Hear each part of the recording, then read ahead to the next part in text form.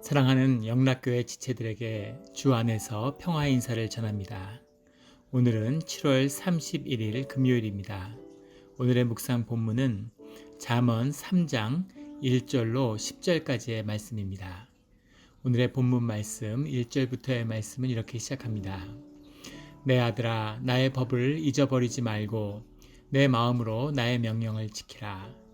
내 아들아, 나의 법을, 여기서 법이라는 건 토라죠. 토라티라는 말인데 모세의 율법을 이야기하는 것입니다. 그 율법을 잃어버리지 말고 기억하라는 것이죠. 이것은 소극적인 의미에서의 순종입니다. 잊어버리지 말고 기억해라. 그리고 내 마음으로 나의 명령을 지켜라.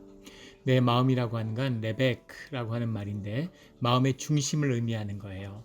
너희 마음속 깊이 너희의 진심으로 이 명령을 지켜야 한다라는 거죠. 그 율법이기 때문에, 관습이기 때문에, 무슨 법이기 때문에 지켜야 하는 것, 이것은 주님의 법을 지키는 것이 아니죠. 주님의 법을 지키는 것은 그것을 기억하고 마음 중심으로 그 명령을 따르는 겁니다. 마음속 깊이 그것을 받아들이고 마음의 중심으로 삼아 살아가는 것, 이것이 마음으로 명령을 지키는 것이죠. 그래서 주님은 우리에게 그 명령을 강압하지 않으시죠. 우리에게 구하는 것은 마음의 중심이기 때문입니다. 마음의 중심으로 그 명령을 지켜라. 그래야지 우리에게 그것이 유익이 된다는 거죠. 주님을 위해서가 아니라 우리를 위해서 이 말씀을, 이 법을 주셨다는 것을 기억하는, 또 그것을 지켜서 행하는 우리 모두가 되기를 주의 이름으로 축원합니다. 2절에 그리하면 그것이 내가 장수하여 많은 해를 누리게 하며 평강을 더하게 하리라. 장수한다는 것은 유대인들에게 있어서 하나님이 주시는 가장 큰 축복의 징표로 여겨졌습니다. 심지어 지금도 그렇죠. 누구도 장수하는 걸 원하지 않는 분은 없을 거예요. 물론 우리가 하나님 나라와 천국을 소망하지만 이 땅의 인연과 자녀들과 그들과 함께 더 많은 시간을 보내고 싶은 것, 이것은 인지상정일 겁니다. 그리고 그것을 주님도 아시죠. 그래서 주님이 장수하는 것으로 주님의 선물을 허락해 주신다는 겁니다. 그런데 단순히 오래 사는 것이 아니라 많은 해를 누리게 하며 라는 거죠. 많은 해라는 건 무셰노트 하임 뭐 이런 말인데 생명의 날들 이런 말입니다. 그래서 행복한 날, 기쁘고 즐거운 날들을 누리게 한다라는 말이죠. 장수할 뿐만 아니라 오래 살면서 그러면서 그 날들 가운데 행복하고 즐겁고 건강한 날들, 그런 날들을 누리게 한다는 겁니다. 삶의 행복을 누려야 되는 거죠. 이것이 신앙이 주는 유익이고 하나님이 주시는 선물입니다. 많은 해를 누리게 살게 되는 그 비밀이 주님의 말씀을 따르는 것에 있다는 거죠. 또 평강을 더하게 하리라. 평강이라는 것은 우리가 잘 쓰고 알고 있는 샬롬이라는 말입니다.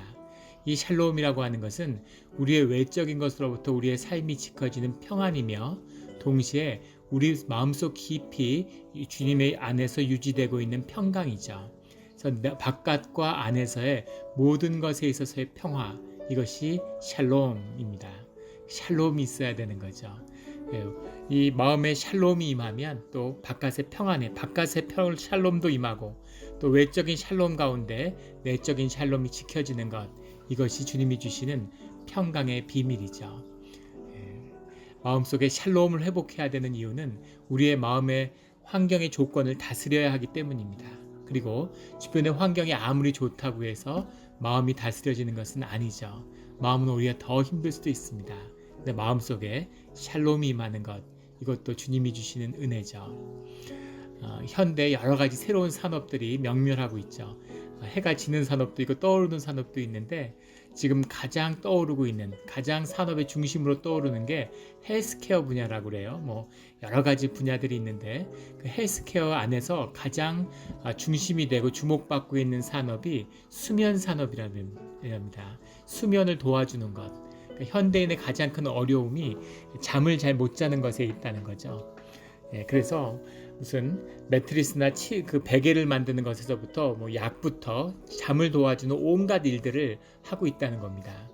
왜 잠을 못 잘까요? 열심히 일하고 잠을 조금이 부족할 만큼 열심히 일하는데 온통 에너지가 우리의 의식에, 에고에 가 있으니까 삶이 고통스럽고 힘든 거죠. 편안히 깊이 영의 안식을 취하지 못하는 그 현대인의 숙명입니다. 이 정신적인 어려움, 이 굴레를 내려놓고 주님께 의지하는 자만이 샬롬을 취할 수 있는 거죠. 평안히 잠들 수 있는 겁니다. 그런 평강이 우리 삶 가운데 함께하기를, 또 우리 교회 가운데 많은 시니어 멤버들이 계시죠. 우리 어르신들이 장수하고 많은 해를 누리게 되기를 주의 이름으로 축원합니다. 3절에 인자와 진리가 내게서 떠나지 말게 하고 그것을 내 몸에 매며 내 마음판에 새기라. 인자라고 하는 건 헤세드고 진리는 에베트, 에네트 이런 말이죠. 에네트라는 말인데 인자와 진리가 우리가 주님과 함께하는 두 가지 비밀입니다. 헤세드라고 하는 것은 주님이 우리에게 베푸는 자비죠. 오직 자비고 오직 불쌍히 여기심일 뿐입니다. 그 자비를 우리한테 임할 때 그 마음을 받은 우리는 주님의 헤세드를 우리 주변에 있는 어려운 사람과 나누게 되는 거죠. 이 헤세드가 임재의 비밀이에요. 그리고 이 진리라는 것, 우리가 수없이 많이 나눈 이야기지만 주님 앞에 거짓이 없는 겁니다. 우리의 모자라고 부족한 모습 있는 그대로 주님 앞에 내놓는 것, 이것이 여기서 진리라고 해석한 에네트죠. 이 에네트와 헤세드, 긍휼의 마음, 인색한 자에게서는 주님이 함께 머무르실 수가 없어요. 하나님이 베푸시는 그 자비의 증거가 우리 안에 나타나는 헤세드입니다. 헤세드와 이 정직함과 이 자비한 마음을 잊지 않는 곳, 그곳에 주님이 머무시는 거죠. 이것이 정말 중요한 말입니다. 이 말씀을 믿음의 사람이라면, 주님의 자녀라면 결코 잊어서는 안 되는, 절대 양손으로 놓지 말아야 할 것이 바로 이 헤세드와 에네트의 비밀이죠. 내게서 떠나지 말게 하고 그것을 내 목에 매며 내 마음판에 새기라. 돌판에 새겨서 언약을 기억하던 그 시대의 관습인데 돌판도 훼손될 수 있죠.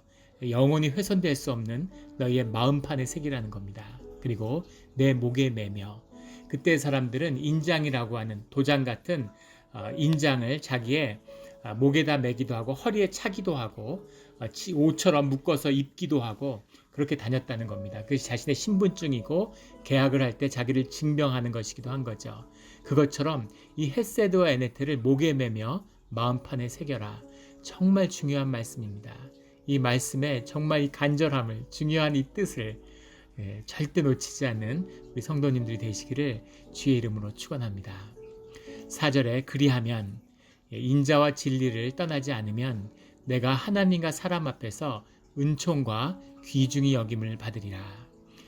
그 인자와 진리 가운데 살아가는 사람들은 하나님 앞에서도 사람들 앞에서도 항상 은총을, 자비를 누리고 귀중히 여김을, 소중히 여김을 받게 된다는 거죠. 하나님께 사랑받는 자는 사람들에게도 사랑받게 돼 있습니다. 물론 세상에 핍박을 받을 수 있죠. 하지만 그것도 주님의 인정을 받는 것이라는 겁니다. 내가 하나님과 사람 앞에서 은총과 귀중히 여김을 받는 그런 우리 모두가 되기를 주의 이름으로 축원합니다. 5절에 너는 마음을 다하여 여호와를 신뢰하고, 마음을 다하여서 여호와를 신뢰한다라는 게 베타흐라고 하는 말인데 몸을 사람한테 기댄다는 뜻이에요. 여호와를 신뢰한다는 것은 하나님께 의지한다는 겁니다. 하나님께 기도하고 하나님의 힘을 의뢰하는 것, 이것이 베타흐죠. 그래서 하나님께 마음을 다해서, 최선을 다해서 할 수 있는 것을 다해서 주님께 기대라는 거죠. 이 기대라는 것이 바로 기도입니다. 우리가 늘 주님께 기도해야 되는 거죠.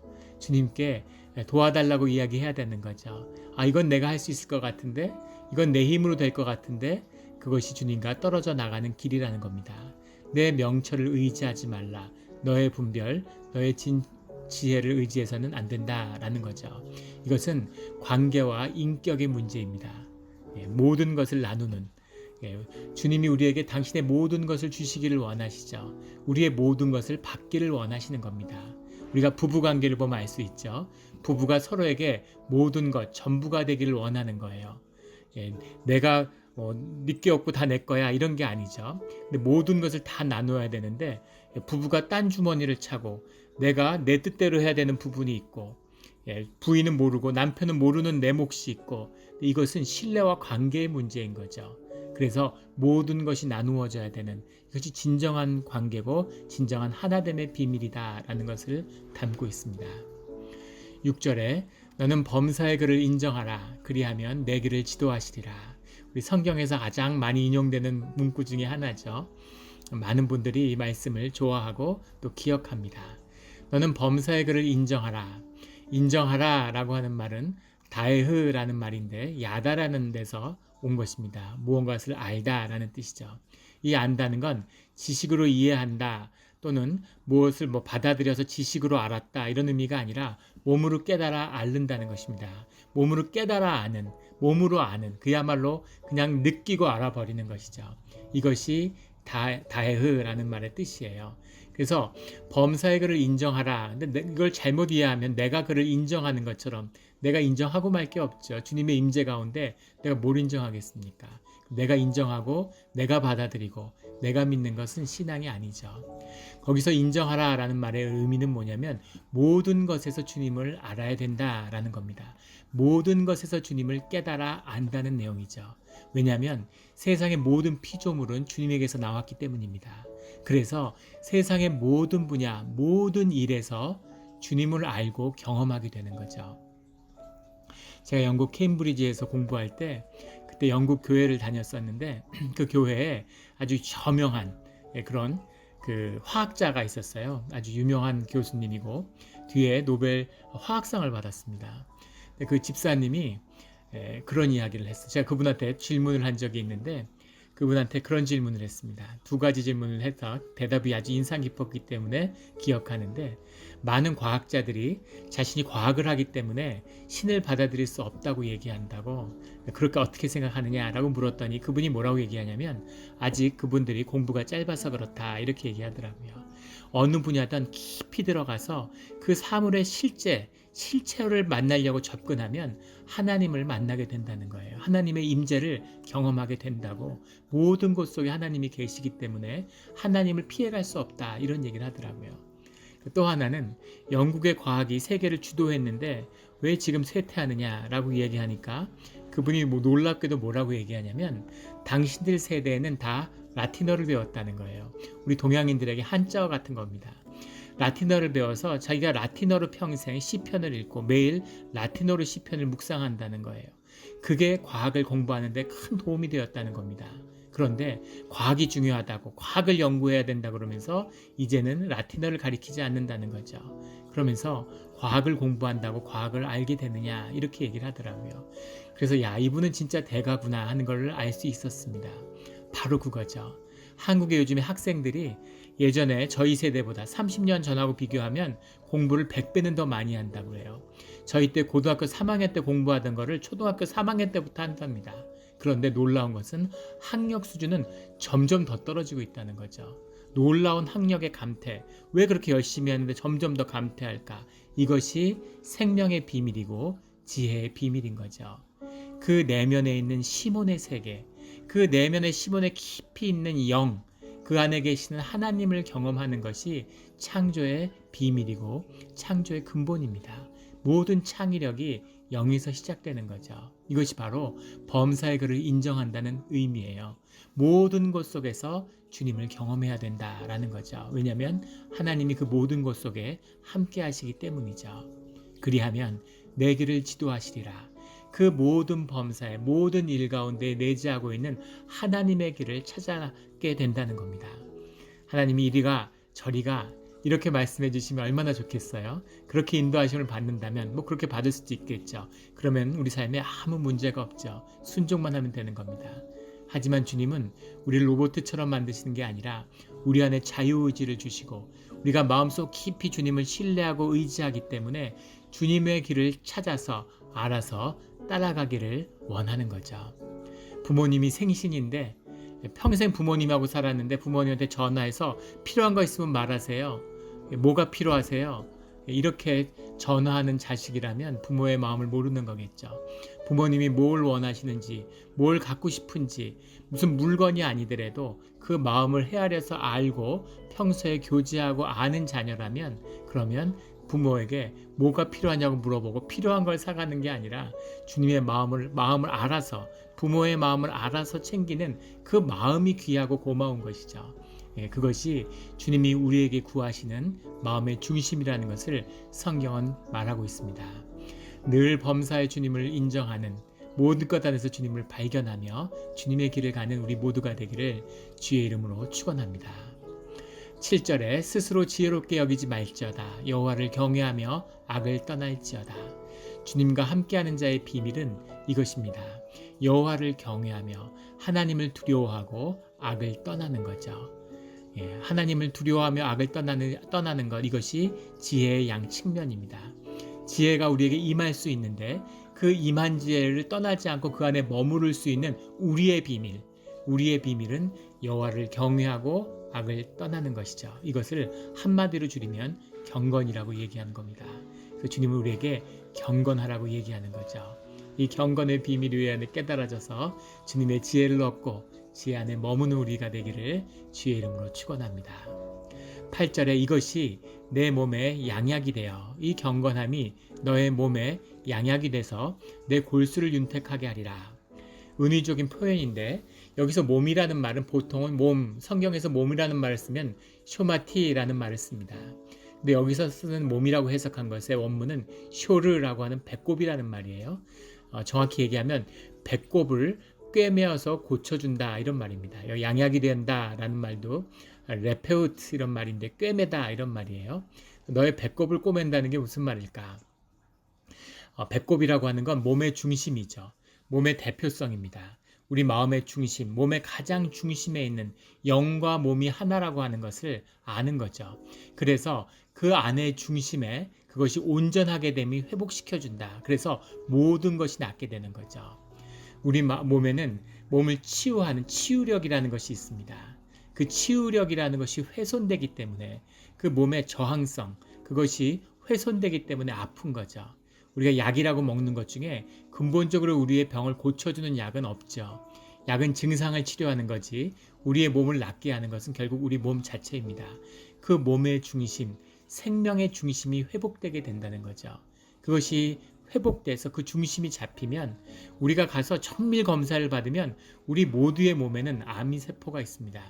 그래서 암 환자가 자꾸 많아지고 암이 힘들어지는 건 보이는 것은 사실 예전 같으면 모르고 살다가 낫는데 지금은 검사를 받고 고친다고 하면서 항암 이런 거라다가 몸을 상하게 되기 때문이라는 이야기들이 있죠.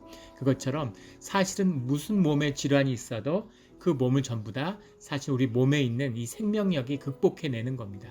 이게 본질이죠. 그런데 바로 그 생명을 회복시켜 준다는 거예요. 이 말씀과 우리의 경건의 삶이, 이것이 생명의 비밀입니다. 영의 비밀이고 건강의 비밀이고 육신의 비밀이고 심원의 비밀인 것이죠. 내 골수라고 하는 말은 에헴이라고 하는 말인데 이 말은 그냥 뼈를 이야기하는 겁니다. 뼈를 윤택하게 한다. 윤택하게 한다는 건 시쿠라고 하는 말인데 물을 대는 겁니다. 뼈에 물을 댄다는 게 무슨 말일까? 시편 32편에 보면 뼈가 쇠하고 진액이 마른다 이런 말을 하죠. 우리 말하고 비슷하죠. 뼈가 녹는 것 같다. 뭐 이런 말 우리 예전에 하잖아요. 뼈가 쇠퇴하고 진액이 마른다 이런 표현을 쓰는데 이것이 심신이 힘든, 심신이 괴로운 삶. 우리 말에도 전통 말에도 옛 말에도 뼈가 녹는 것 같다 그러잖아요. 너무 힘들면, 너무 심신이 괴로우면 몸이 힘들어서 그렇게 힘들지 않죠. 몸과 마음이 다 힘들어야 정말 삭신이 삭는 것 같다 이제 이런 얘기도 하죠. 그런 것처럼 이런 표현이 히브리어에 있는 거죠. 이 유대 문화와 우리 문화는 굉장히 흡사한 게 많은데 뼈가 쇠하고 진액이 마른다 이렇게 표현하는데 그 마른, 그 쇠해지는 그 골수에 물이 도는, 그것이 촉촉하게 물이 돌게 하는 거죠. 실제로도 그렇다고 하죠. 나이가 들면 뼈가 점점 말라서 그래서 이제 무릎이 아프고 이런 골절이 아파지는데 그걸 촉촉하게 윤택하게 만드는 그런 일들이 주님의 말씀을 통해서 우리의 경건한 삶을 통해서 우리에게 임한다는 거죠. 현대의학도 사람이 스트레스를 받으면 연골 같은 게 줄어드는 것을 과학적으로 증명이 되어 있죠. 뼈가 실제로 그렇게 메말라진다고 그래요. 사람이 스트레스를 받으면. 근데 마음에 풍성하고 은혜가 있는 사람들은 뼈가 촉촉한 거죠. 뼈에 골수가 윤택하게 윤기가 흐르는 우리 성도님들이 되시기를 주의 이름으로 축원합니다. 9절에 내 재물과 내 소사물의 처음 익은 열매로 여호와를 공경하라. 이 말씀을 다 전한 다음에 또 다른 중요한 지혜의 비밀을 말씀하시는 거죠. 그 주님과 함께 머무는 비밀, 햇사드와 에네트가 떠나지 않는 비밀, 주님께 의뢰하고 범사의 그를 만나는 그 비밀, 우리의 골수에 물된 것 같이 그렇게 은혜가 흐르는 그 모든 비밀의 시작은 내 소산물의 처음 익은 열매를 주님을 공경하는 것입니다. 이것을 11조라고 부르죠. 11조는 단순히 우리의 10분의 1을 떼는 것이 아니죠. 이것은 율법도 아닙니다. 많은 또 기독교에서 왜곡을 하고 많은 분들이 오해를 하는데 11조는 율법도 아니고 법도 아니에요. 11조는 주님께 드리는 우리의 마음일 뿐입니다. 그 마음의 중심에는 뭐가 있냐면 처음 익은 열매라는 대표성이 있어요.